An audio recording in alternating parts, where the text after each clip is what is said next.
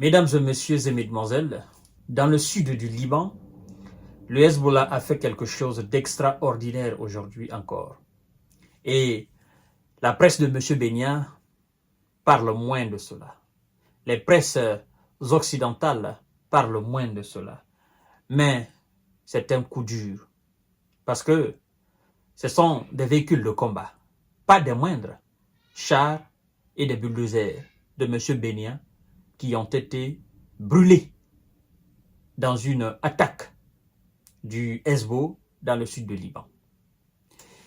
Et donc, voici ce que je ne cesse de dire. Quand le Hezbollah passe l'information, ce sont des informations uniquement concentrées sur l'armée et sur les équipements militaires. Jusqu'à présent, on n'a pas passé encore d'informations comme quoi le Hezbollah a visé des écoles, ou le Hezbollah a visé des hôpitaux, ou le Hezbollah a visé des je ne sais quoi encore. En fait, je veux dire tout simplement, jusqu'à présent, on n'a pas fait encore état d'un quelconque immeuble qui serait habité par des civils ou une quelconque institut ou structure civile qui serait visée par le Hezbollah. Par contre, M. Bennia et ses troupes, ils veulent un effet médiatique. En faisant des frappes aériennes, c'est-à-dire l'armée de l'air, en faisant des frappes aériennes sur des sites civils et sur les civils, qu'est-ce que vous voulez qu'on dise? C'est des gens qui sont sans aucune défense. C'est des gens qui sont sans aucune forme de défense. Le plus souvent, c'est des gens même qui ne sont pas sur le champ de bataille. Si ce n'est pas dans la capitale, c'est dans les villages, c'est dans les banlieues. On cible des pauvres gens qui n'ont rien à voir avec le Hezbollah, pendant que le Hezbollah est devant eux. C'est ça, au fait, l'affaire. Mais puisqu'ils veulent un coup médiatique, ou ils veulent que cela démoralise le Hezbollah, en disant, ouais, ils ont envoyé tel ça, ils ont envoyé... Ça ne changera absolument rien dans l'engagement du Hezbollah. Donc, entre les deux troupes alors, si on doit qualifier quelqu'un ou une troupe respectueuse du droit international en termes de conflit ou en termes de guerre, moi je pense que la logique voudrait beaucoup plus aujourd'hui qu'on magnifie l'action du Hezbollah ou qu'on dise plutôt que le Hezbollah est dans le cadre, n'est-ce pas, de la convention des conflits internationaux. D'accord? Dans le cadre international, le Hezbollah respecte beaucoup plus le droit international en termes de conflit. Parce que le Hezbollah ne cible pas les infrastructures civiles. Et par contre, monsieur Hezbollah le fait. Il le fait parce que pour lui, c'est facile de faire cela. C'est facile de faire cela que de viser des militaires ou que d'éliminer des Hezbollah. Que d'éliminer des concentrations de Hezbollah. En fait, ils ne les voient pas. Ils ont peur de cela. Vous comprenez? Ils peinent. Ils sont dans toutes les difficultés face aux éléments du Hezbollah dans le sud du Liban. C'est ça la vérité. Et du coup, ils s'en prennent à des gens. C'est facile de rester dans un coin de visée. Mais si c'est ça, pensez-vous que le Hezbollah n'a pas la capacité de faire cela? Des gens qui sont restés à des centaines de kilomètres et qui ont visé un centre d'entraînement, un camp militaire. Pensez-vous qu'eux, ils n'ont pas la capacité de viser des centres commerciaux? Pensez-vous qu'eux, ils n'ont pas la capacité de viser, n'est-ce pas, des immeubles résidentiels? Pensez-vous qu'eux, ils n'ont pas la capacité d'envoyer des drones ou des missiles dans des écoles, voire même dans des hôpitaux de M. Bennia?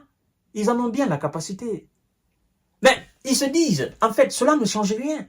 Ça, ce sont des gens qui vaguent paisiblement à leurs occupations. Ceux qui sont nos problèmes, c'est ceux qui s'aventurent sur nos terres. Et c'est à ceux-là. Et là où on les ferme, évidemment, on les détruit ici, sur le champ de bataille, mais là où on les forme aussi, là où il y a le centre de déploiement, d'entraînement, on les frappe là-bas aussi. Et les infrastructures militaires. Nous, c'est ce qui nous intéresse. Mais s'ils nous obligent, en fait, s'ils continuent de bombarder nos civils, nous serons obligés de répondre de la même façon. Comme a dit aujourd'hui le numéro 2 du Hezbollah, Naïm Qassem, qui a dit clairement que si M. Benya n'entend pas le cessez-le-feu, ils seront dans l'obligation, effectivement, de bombarder toutes les villes, toutes les parties de son État. Et alors, mesdames et messieurs et mesdemoiselles, un char, c'est des bulldozers. Vous voyez? Tellement que ces gens, ils sont dans un autre monde. Qu'est-ce qu'un bulldozer fait sur un champ de bataille? Si c'est pas la destruction des immeubles, si c'est pas la destruction des bâtiments, destruction de ce qui reste après les bombardements. Hein? Ce qui se passe en Ukraine là, j'ai jamais entendu qu'il y a un bulldozer. Bulldozer, ça appartient à la société de construction, ça. Hein? C'est souvent quand on finit les guerres ou bien quand on veut démolir, on envoie les bulldozers. Sinon, ce sont les chars, les obus. Les militaires, qu'est-ce qu'ils font avec les bulldozers? Mais M. Benya a ça. Alors, le Hezbollah nous dit ceci, qu'ils ont visé 3 bulldozers et un char Merkava de l'armée de M. Benya dans le village frontalier de Ramia, dans le sud du Liban, assurant que les véhicules étaient déjà en train de brûler. Alors, il dit des bulldozers. Les bulldozers n'étaient pas arrêtés. Il dit aussi en char. Le char n'était pas arrêté. Les bulldozers et ce char fonçaient sur eux, avançaient. Et donc, quand ils neutralisent les bulldozers, un bulldozer, il y a combien de personnes qui conduisent un bulldozer? Il y a le conducteur seul. Maintenant, s'il y a 10 bulldozers, ce sont des militaires. Ce n'est pas des civils qui conduisent des bulldozers sur un champ de bataille militaire.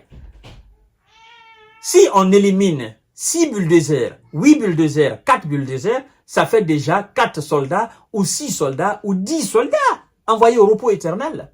Maintenant, si on élimine un char, il faut compter l'équipage du char. Dans un char, je pense qu'il y a 4 personnes qui travaillent.